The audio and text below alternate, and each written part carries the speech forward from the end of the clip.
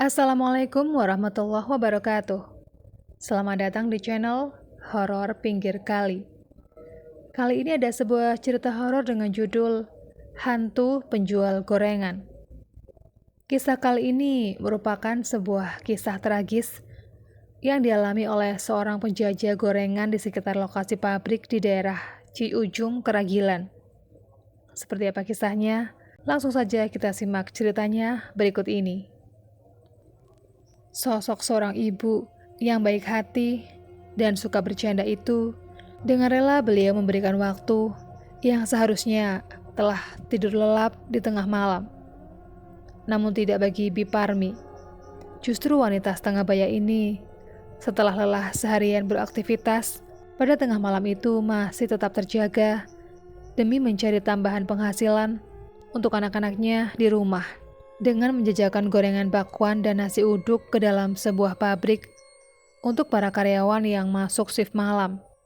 Hampir semua karyawan produksi tentunya sangat mengenali sosok Bi Parmi, dan bahkan tak jarang kedatangan beliau dinanti oleh beberapa langganannya.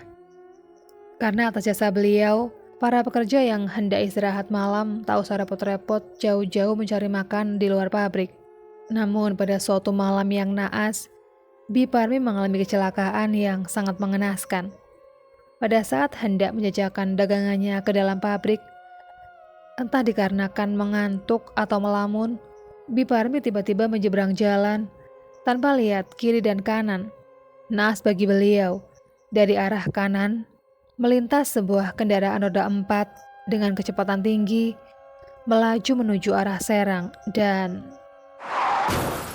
isi bakul gorengan berhamburan di tengah jalan, meninggalkan Bi Parmi yang tergolek meradang maut tepat di bagian gerbang pabrik yang hendak dimasukinya. Bi Parmi meninggal seketika di tempat kejadian dengan kepala pecah karena terlindas kendaraan tersebut. Namun pengendara yang malam itu menabrak Bi Parmi sungguh dengan tega meninggalkan jasadnya begitu saja. Karena kendaraan itu langsung tancap gas melarikan diri. Darah segar dari renggahan kepala yang pecah membuat wajah Bi Parmi sulit untuk dikenali. Darah dari seorang pekerja keras itu menggenang segar di tengah jalan raya yang beraspal. Malam itu di tempat kejadian perkara mendadak menjadi ramai. Beberapa warga dan security pabrik yang saat itu tengah piket ikut membantu petugas polisi jalan raya mengevakuasi jasad Bi Parmi yang kemudian dibawa ke rumah sakit terdekat. Setelah beberapa hari berlalu semenjak kejadian tragis kecelakaan yang sekaligus merenggut nyawa Bi Parmi, pada pergantian shift malam berikutnya, terlihat seorang ibu-ibu datang memasuki area pabrik dengan membawa bakul dagangannya.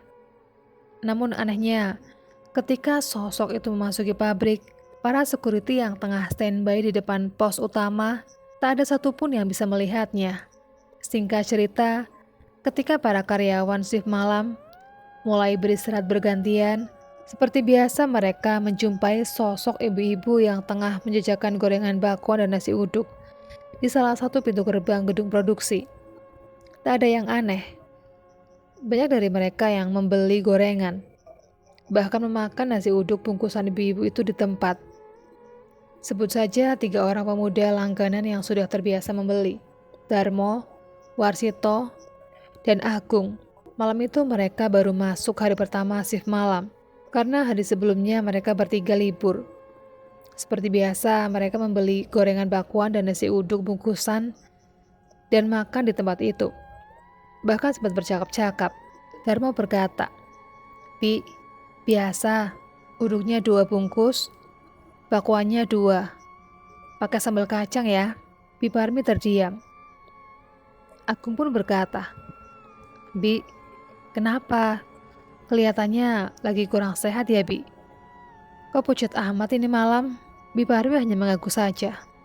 Agung, Darmo, Warsito, asing saja mereka mengobrol di situ, sambil makan nasi uduk dan gorengan bakwan yang masih hangat. Setelah selesai makan, lalu mereka bertiga membungkus untuk temannya yang lain yang nitip pesanan. Setelah itu, ketika hendak beranjak masuk kembali ke dalam pabrik, mereka berucap. Warsito pun berkata, "Biasa ya, Bi. Catat dulu, Nanti akhir bulan lunas.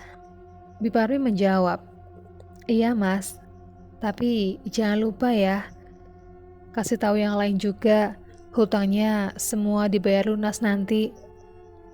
Ketika Biparmi berkata seperti itu, mereka agak merasa janggal, karena jarang sekali Biparmi berkata sangat serius sambil menegaskan agar akhir bulan hutangnya dibayar lunas. Karena biasanya juga paling bilang iya, dan bahkan sering mengajak ngobrol atau setidaknya ketawa-ketawa. Namun, justru malam itu sangat berbeda. Biparmi lebih banyak diam dan berucap terasa datar. Walau terasa aneh, Agung, Warsito, dan Darmo sama sekali tidak mengetahui kalau sebenarnya Biparmi sudah tiada.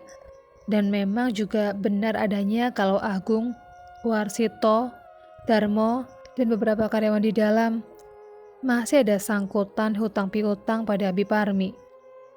Karena seperti biasa namanya karyawan pabrik yang langganan pada beliau, biasa bayar di akhir bulan saat gajian.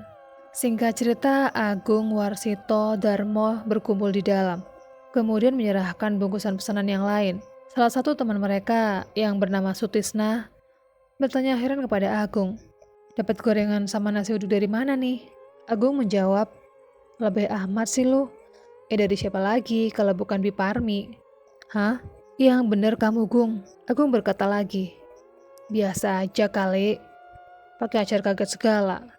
Tinggal makan aja juga. Sutisna menjawab lagi, bukan gitu. Kalian gak tahu ya, Biparmi kan udah meninggal kecelakaan kemarin. Mendadak semua orang di dalam pada diam. Gak percaya pada apa yang dikatakan Sutisna barusan. Namun mau berkata tidak percaya juga bingung. Karena Sutisna tinggal satu desa dengan Biparmi. Bahkan Sutisna meyakinkan bahwa sebelum berangkat kerja barusan saja, dia ikut acara tahlil kedua harinya di rumah almarhumah. Agung, Warsito, dan Darmo yang baru saja berjumpa dengan sosok Biparmi, bahkan memakan dagangannya. Akhirnya, mata mereka bertiga tertuju kepada bungkusan yang masih utuh di dalam sebuah kantong kresek hitam. Darmo dengan pelan membuka isi kantong kresek itu. Dan di dalamnya memang mereka tidak salah lihat. Tetap berisi bakwan dan nasi uduk. Namun, yang tadi mereka rasakan masih hangat dan nikmat, kini berganti menjadi bakwan dan nasi uduk yang kotor bercampur tanah, dingin dan sudah berbau basi. Begitupun di malam berikutnya. Setelah para karyawan yang masuk malam mengetahui kalau sosok hantu Biparmi masih penasaran dan meneror areal pabrik, nggak sedikit dari mereka yang ditampakkan sosok Biparmi lari kocar-kacir karena ketakutan. Bahkan ada seorang karyawan yang pingsan di tempat karena melihat sosok Biparmi tengah melayang memegang bakul, lalu seketika berhenti di hadapannya dan menawarkan dagangannya dengan kondisi wajah yang hancur. Sosok Biparmi ini membuat heboh para pekerja yang masuk shift malam. Keesokan harinya sepulang kerja, Agung, Warsito, dan Darmo akhirnya mereka berinisiatif mengumpulkan sumbangan ala kadarnya dan menanyai hampir semua grup shift siapa saja yang masih berhutang kepada Biparmi. Setelah terkumpul, mereka konvoi menuju desa untuk melayat berbelasungkawa sambil menyerahkan sejumlah uang ala kadarnya kepada keluarga yang ditinggalkan, serta menyerahkan uang hutang para karyawan beserta nama dan rinciannya. Sejak karyawan yang berhutang dibayarkan lunas pada keluarga Biparmi, sosok Biparmi tak lagi muncul di lokasi pabrik. Demikianlah cerita horor tentang kisah tragis yang dialami oleh penjual gorengan. Sekian dulu video kali ini, jumpa lagi di video berikutnya. Assalamualaikum warahmatullahi wabarakatuh.